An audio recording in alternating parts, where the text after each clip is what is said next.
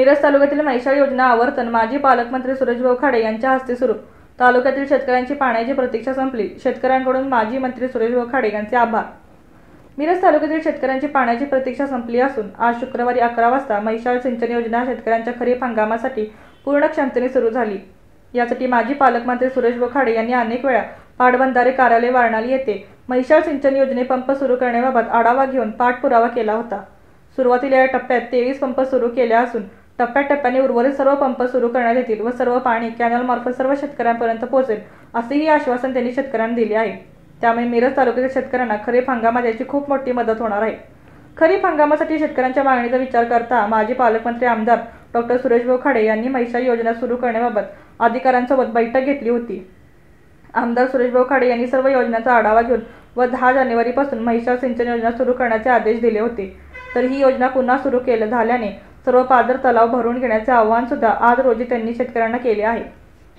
म्हैसाळ गट नंबर 294 मध्ये आमची शेती आहे आणि भाऊंच्या या पाणी योजनेमुळे, या सिंचन योजनेमुळे सर्वच आमच्या जवळजवळ 314 शेतकऱ्यांचं या पाण्यावरती गेल्या वर्षी ऊस होतं आणि ह्यावेळी आता ज्या त्या कारखान्याला त्यांनी ऊस पाठवल्यात गेल्या 10 वर्षाच्या मागं म्हणजे सांगलीचं स्कीम होतं, त्यांना पाणी पुरवत होतं त्यावेळी 15 टन 20 टन एकरी नेवत होतं।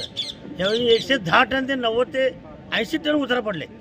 त्यामुळं भाऊंच्या पाण्याचा उपयोग आमच्या सर्व शेतकऱ्यांना भरपूर उपयोग झाला आहे। त्यामुळे शेतकरी आज 10/1/2025 म्हैसाळच्या आवर्तनाचा खरीप हंगाम टप्पा हा आज आमचा चालू केला। आम्ही सगळ्या शेतकऱ्यांची, सगळ्या ग्रामस्थांची, सगळ्या गावकऱ्यांची सगळ्यांची मागणी होती की भाऊ आता पाणी चालू करा। आम्ही बऱ्याच ग्रामपंचायतीचे मागणी अर्ज घेतले आणि ते अधिकाऱ्यांना दिले आणि निश्चितच आपण मी मागल्या वेळी 15 तारीख डिक्लेअर केली होती, पण आज 10 तारखेला त्याच्या अगोदर 5 दिवस आज पंप चालू करण्याचं भाग्य मला मिळालं आणि निश्चितच मागल्या आवर्तनासारखंच पाणी हे कायमस्वरूपी चालू राहील आणि लोकांना, शेतकऱ्यांना आधार मिळेल।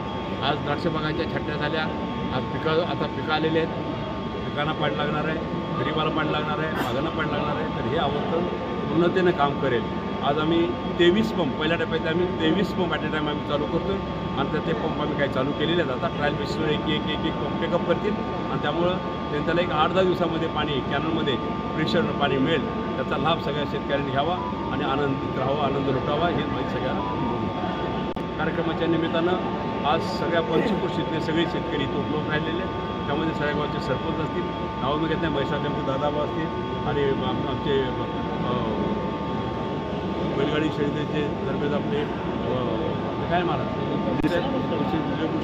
सर्व अधिकारी आहेत। आज डॉक्टर साहेब आहेत, आज पोलीस साहेब आहेत, मॅडम आहेत, हे सगळे उपस्थित आहेत आणि मोठ्या संख्येनं आज बघित होते मोठ्या संख्येनं लोक इथं उपस्थित राहिले। ह्याचा अर्थ असा आहे की पाण्याची जोडणी आहे, त्यामुळे पाणी आता सोडलेलं आहे, निश्चितच पाण्याचा उपयोग चांगला होईल। त्याशिवाय पाणी बंद होऊ नये ह्याची दक्षता, पंप बंद होऊ नये दक्षता ही अधिकाऱ्यांनी, पाटील साहेबांनी घ्यावी एवढी त्यांना मी विनंती करते आणि पाणी लोकांना मागं तिथं पाणी पोचवायची व्यवस्था आपण करावी। जी कामं अर्धवट राहिलेत, पायपा झालेत, पण पायपातनं पाणी जाऊ द्या, मग पुढं पाणी ओपन जाऊ द्या, पण त्यासाठी पहिलं पाणी त्या शेतकऱ्याला मिळालं आणि आता पाणी शेतकऱ्याला मिळत नसेल तर ते पाणी त्याला पोचवायची व्यवस्था आपण करायची आहे। काय कामं अधुरी आहेत, त्यामुळे ते पूर्णतेला ताबडतोब न्यावीत एवढी त्यांना मी विनंती।